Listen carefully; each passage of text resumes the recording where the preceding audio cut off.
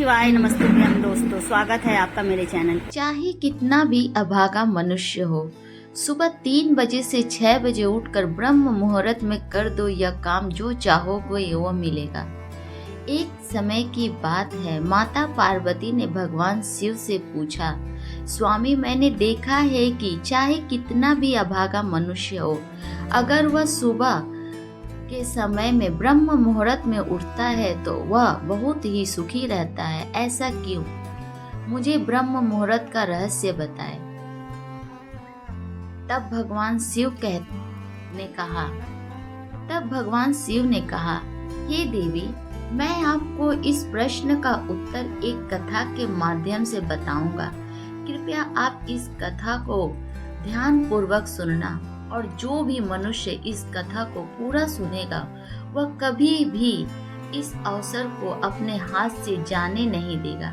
ब्रह्म मुहूर्त का रहस्य जानकर पूरा जीवन बदल जाएगा। भगवान शिव कथा को सुनाना प्रारंभ करते हैं और माता पार्वती से कहते हैं, बहुत समय पहले की बात है, काशी में दीनू नाम का एक लड़का रहता था। वह लड़का बहुत ही अच्छा था, लेकिन एक गलत आदत थी। वह देर तक सोता रहता था। सुबह उसे जगाने के लिए घर वाले कई प्रयास करते, परंतु वह रोजाना सुबह देर तक उठता था। वह लड़का कभी भी 9 बजे से पहले नहीं उठता था। जब वह लड़का बालक था तो परिवार वालों ने सोचा कि जब यह बड़ा हो जाएगा तो इसकी आदत में सुधार हो जाएगी। परंतु वह लड़का जैसे जैसे बड़ा होता गया, उसकी आदत और भी ज्यादा गहरी होती चली गई। दुनिया इधर की उधर हो सकती थी, लेकिन वह लड़का कभी भी जल्दी नहीं उठ पाता था। उसके पिता उसकी इस आदत के कारण बहुत ही ज्यादा परेशान रहने लगा था। उस लड़के को ढेरों नकारात्मक शक्तियों ने घेर रखा था। वह जब भी चाहे किसी को भी पलट कर जवाब दे देता था, उदास रहता था। इसका असर उसके स्वास्थ्य पर भी पड़ रहा था। जब उस लड़के को यह पता चला कि उसके सारे मित्रों ने सफलता प्राप्त कर चुके हैं, तब वह और भी ज्यादा चिंतित हो गया और ईश्वर को कोसने लगा। बार बार यही कहता कि मेरी किस्मत ही खराब है। परंतु उसे के पिता अच्छी तरह से जानते थे कि उसे लड़के के असफलता होने के पीछे क्या कारण है। भगवान शिव ने कहा, हे देवी, फिर एक दिन की बात है, एक सन्यासी के बारे में उसको पता चला। उसने तुरंत अपने बेटे की समस्या को लेकर उस सन्यासी के पास जाने का निर्णय लिया। सन्यासी को बेटे की आदतों के बारे में बताया और सन्यासी ने कहा कि कल आप अपने बेटे को इस आश्रम में आने को कहिए।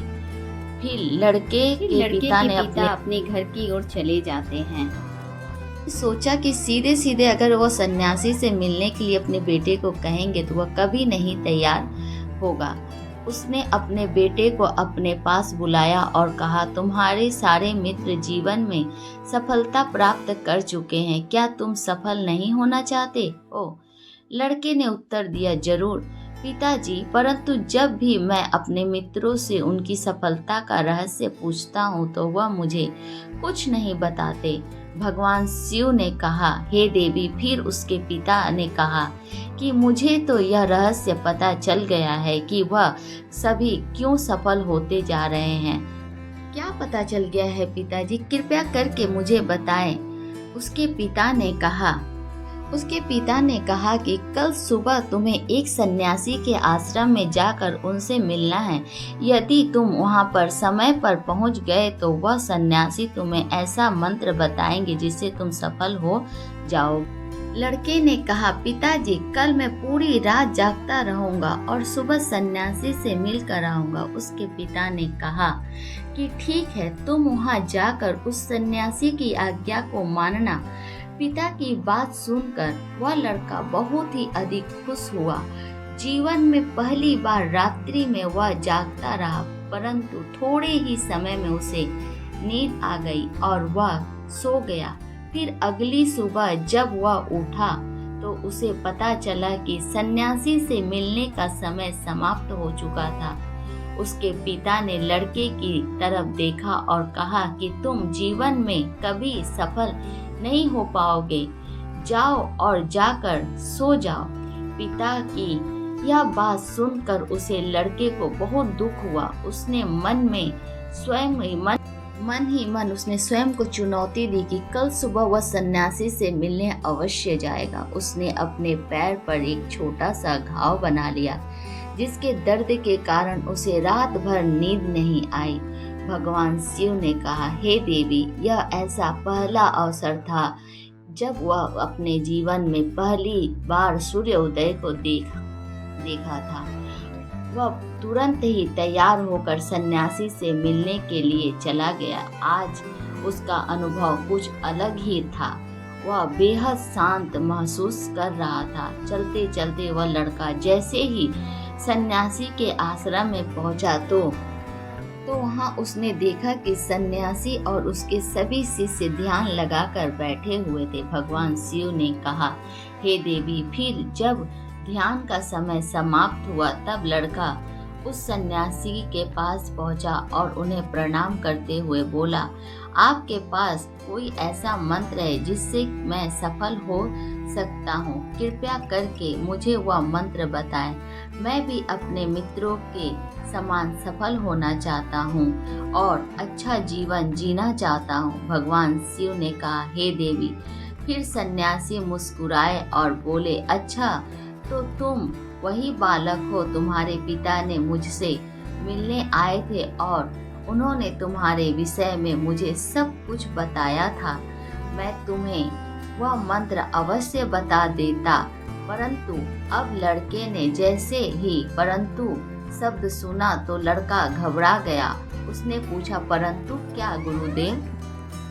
तब सन्यासी बोला, मैं तुम्हें वह मंत्र बताऊंगा, परंतु अगले 21 दिनों तक तुम्हें मेरी आज्ञा माननी होगी। मैं तुम्हें वह मंत्र 21 दिनों के बाद बताऊंगा। तब तक तुमसे जो भी कार्य कहूंगा तुम्हें वह कार्य करना होगा। यदि तुम असफल हुए तो यह कार्य बीच में या तुम्हारा संकल्प बीच में टूट गया तो यह मंत्र का असर नहीं होगा।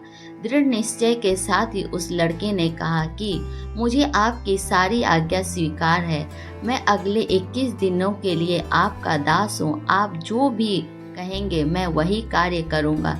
मुझे केवल और केवल उस मंत्र के बारे में जानना है। भगवान शिव ने कहा, हे देवी। फिर उस सन्यासी ने लड़के से कहा कि ठीक है, कल से तुम्हारा कार्य शुरू होगा। तुम इसी आश्रम में निवास करोगे। वह लड़का आश्रम में निवास करने के लिए तैयार हो गया। सन्यासी ने कहा, यहाँ रहते हुए तुम्हें ब्रह्म मुहूर्त में उठना होगा और दूसरे शिष्यों की तरह ध्यान और तप करना होगा। साथ ही आश्रम के कार्यों में भी सहायता करनी होगी। ध्यान रहे, यह संकल्प टूटना नहीं चाहिए। भगवान शिव ने कहा, हे देवी। अब लड़का सन्यासी के बात से सहमत हो गया और अगले दिन से उसने कार्य के लिए शुरुआत कर दी थी। इस बार उसने दृढ़ निश्चय किया था, परंतु 1 सप्ताह बीतने के पश्चात ही उसका संकल्प टूट गया और वह 8वें दिन देर तक सोता रहा। जब वह नींद से जागा तो उसने कहा कि मुझसे कितना बड़ा भूल हो गई। वह रोते हुए सन्यासी के पास पहुंचा और कहने लगा कि गुरुदेव, मेरा संकल्प टूट गया। अब मैं जीवन में कभी भी सफल नहीं हो पाऊंगा। सन्यासी ने उसे समझाते हुए कहा कि एक बार फिर और शुरुआत करो और फिर से संकल्प करो। फिर लड़के ने सन्यासी से पूछा कि सुबह उठना इतना आवश्यक क्यों होता है और यहाँ पर सभी लोग इतनी जल्दी क्यों उठ जाते हैं? भगवान शिव ने कहा, हे देवी। तब सन्यासी ने लड़के को समझाते हुए कहा कि सुबह यानी ब्रह्म मुहूर्त में उठने के पीछे बहुत बड़ा विज्ञान छुपा हुआ है। लड़के ने कहा, कृपया मुझे वह विज्ञान बताने की कृपा करें। सन्यासी ने कहा कि रात्रि को 4 पहर में बांटा गया है। पहला रुद्र काल, जिसका समय 6 बजे से लेकर 9 बजे तक होता है। दूसरा राक्षस काल, जिसका समय रात्रि 9 बजे से 12 बजे तक होता है। तीसरा गर्धर्व काल, जिसका समय रात्रि 12 बजे से 3 बजे तक होता है। और सबसे अंत में जो पहर आता है उसे मनोहर काल कहते हैं। इस समय को ब्रह्म मुहूर्त यानी अमृत बेला के नाम से भी जाना जाता है। इसका समय भोर 3 बजे से सुबह 6 बजे तक होता है। यह वह समय होता है जब पूरे संसार की नकारात्मक शक्तियाँ निष्क्रिय अवस्था में होती है और सकारात्मक शक्तियाँ सक्रिय होती हैं। ब्रह्म मुहूर्त अर्थात देव मुहूर्त। ब्रह्म मुहूर्त का अर्थ देवताओं का समय होता है। भगवान शिव ने कहा, हे देवी, वह सन्यासी आगे कहता है कि इस समय देवता धरती पर विचरण कर रहे होते हैं और जागृत मनुष्यों पर उसका बड़ा ही सकारात्मक प्रभाव पड़ता है। ब्रह्म मुहूर्त ऐसा समय होता है जिसमें मनुष्य का मस्तिष्क बिल्कुल खाली होता है, जिसमें किसी प्रकार की कोई भी विचार नहीं होते हैं। और जब इस समय व्यक्ति अपनी पुस्तक खोलकर पाठ या ध्यान करते हैं तो उसने सब कुछ जल्दी जल्दी याद भी होता है और यह लंबे समय तक याद रहता है। यह ऐसा समय है जिसमें हम ज्ञान को समझने का प्रयास करते हैं।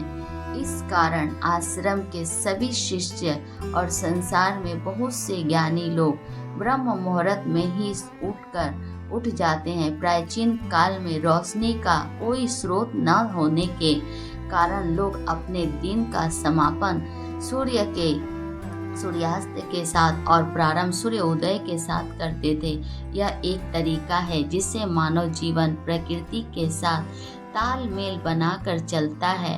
भगवान शिव ने कहा, हे देवी, फिर भी लड़के ने कहा, ठीक है, मैं कल से अपना संकल्प फिर से शुरुआत करूंगा, परंतु ब्रह्म मुहूर्त में उठकर मुझे क्या क्या करना चाहिए। तब सन्यासी ने कहा कि ठीक है, मैं तुम्हें बताता हूँ कि ब्रह्म मुहूर्त में क्या करना चाहिए और कैसे करना चाहिए। सबसे पहले उठकर धरती माता पर पांव रखने से पहले धरती माता को प्रणाम करना चाहिए और अपनी दोनों हथेलियों को देखना चाहिए और ईश्वर को धन्यवाद देना चाहिए कि उन्होंने तुम्हें आज का सूर्योदय देखने का अवसर दिया है। इसके बाद नित्य कर्म का स्नान करने से शरीर की ही नहीं बल्कि मन की भी शुद्धता भी बढ़ती है। स्नान करने के पश्चात ध्यान की प्रक्रिया होती है। ब्रह्म मुहूर्त में ध्यान की अवधि 21 दिन तक होती है। इस विधि का उपयोग तब किया जाता है जब आप अपनी कोई मनोकामना पूर्ति चाहते हैं। यह ऐसा समय होता है जब व्यक्ति अपने आज्ञा चक्र को सक्रिय करने पर काम करते हैं। भगवान शिव ने कहा, हे देवी, आगे वह सन्यासी कहता है, आज्ञा चक्र यानी दोनों भवों के बीच में यह संकल्प का स्थान भी कहा जाता है। अगर इस चक्र को पर ध्यान केंद्रित किया जाए और अपनी मनोकामना को बार बार दोहराया जाए तो मात्र 21 दिनों के ही भीतर वह मनोकामना पूरी हो जाती है। अगर आपके मन में कोई अधूरी मनोकामना है और आप उसे पूरी करना चाहते हैं, तब उसे सबसे पहले उस मनोकामना की स्पष्टीकरण कर ले। आपका क्या चाहिए यह निर्णय अवश्य कर ले। इसके बाद ध्यान की विधि को शुरू करें। ब्रह्म मुहूर्त में स्नान के बाद एक ऐसा स्थान चुने जहाँ पे वायु का परिवेश हो। ध्यान में शुद्ध वायु का यानी प्राण वायु का होना आवश्यक होता है। ध्यान के समय रीढ़ की हड्डी सीधी होनी चाहिए, साथ ही गर्दन की भी हड्डी सीधी होनी चाहिए। सुख आसन में दोनों हाथों को घुटनों के ऊपर रखकर आंखें बंद करके जब आपका शरीर स्थिर हो जाए, श्वास शांत हो जाए, तब आप उसके बाद अपना सारा ध्यान आज्ञा चक्र पर लगाए। इस दौरान लंबी गहरी सांस ले और सांस को रोककर रखें। इस समय आप अपनी इच्छा को मन ही मन दोहराएं और मन में से इष्ट देव को और देवी देवताओं और गुरुजनों की चिंतन करे। भगवान शिव ने कहा, हे देवी। उस सन्यासी ने कहा, जब सांस को रोकने का कठिन हो जाए तब धीरे धीरे सांस को बाहर की ओर छोड़ो। सांस नाक से भरे और मुंह से बाहर छोड़े। इस प्रक्रिया को 3 से 4 बार प्रतिदिन दोहराए। ऐसा प्रतिदिन करने से आपकी जो मनोकामना है वह अवचेतन मन तक अवश्य पहुंच जाएगी और इच्छा पूर्ति जल्दी होगी। आज्ञा चक्र सक्रिय होता है और हमारी आज्ञा को पूरा करता है। संसार सांस को रोक कर रखने के दौरान से आप बेकार की बातें सोचने और विचार करने से बचते हैं। ब्रह्म मुहूर्त के समय ईश्वर की विशेष कृपा होती है और कोई भी व्यक्ति अपनी मनोकामना को इस समय दोहराता है तो उसकी इच्छा जल्द से जल्द पूरी होती है। भगवान शिव ने कहा, हे देवी। इस प्रकार सन्यासी ने उस लड़के को ब्रह्म मुहूर्त का महत्व बताया और अगले 21 दिनों तक उस लड़के ने अपने बड़े ही मन के साथ इस प्रक्रिया को अपनाया। अब वह बहुत ही ज्यादा अनुशासित और शांत स्वभाव का बन चुका था। उस लड़के ने जैसे ही अपना संकल्प पूरा कर लिया उसके बाद लड़का बहुत ही प्रसन्न होकर बड़े ही प्रसन्न भाव से सन्यासी के पास पहुंचा और कहने लगा, हे गुरुदेव, मैंने 21 दिनों का संकल्प पूरा कर लिया। अब कृपया मुझे सफल होने का मंत्र बता। तब उस सन्यासी ने मुस्कुराते हुए कहा, पिछले 21 दिनों से जो अभ्यास तुम करते हुए आ रहे हो वही तुम्हारी सफलता का मंत्र है। जो व्यक्ति ब्रह्म मुहूर्त में उठकर ध्यान प्रक्रिया को सही से करते हैं वह जीवन में कभी भी असफल नहीं हो सकते। तुम्हें ब्रह्म मुहूर्त का रहस्य पता चल चुका है। अब तुम इसे जीवन प्रयत्न करो। तुम्हें जीवन में के लक्ष्य और सफलता दोनों ही प्राप्त होंगे। उस लड़के ने सन्यासी को धन्यवाद दिया और ब्रह्म मुहूर्त के नियमों का पालन जीवन प्रयत्न तक करने का वादा भी किया। भगवान शिव ने कहा, हे देवी, अब तो आपको भी पता चल गया होगा कि ब्रह्म मुहूर्त में क्या होता है। तब माता पार्वती ने कहा, स्वामी, अब मुझे ब्रह्म मुहूर्त का संपूर्ण ज्ञान हो गया है। इतना कहकर माता पार्वती ने भगवान शिव को प्रणाम किया। दोस्तों, अगर आपको आज का वीडियो पसंद आया हो तो वीडियो को लाइक, चैनल को सब्सक्राइब करें तथा अपने दोस्तों के साथ भी इसे जरूर शेयर करें। धन्यवाद।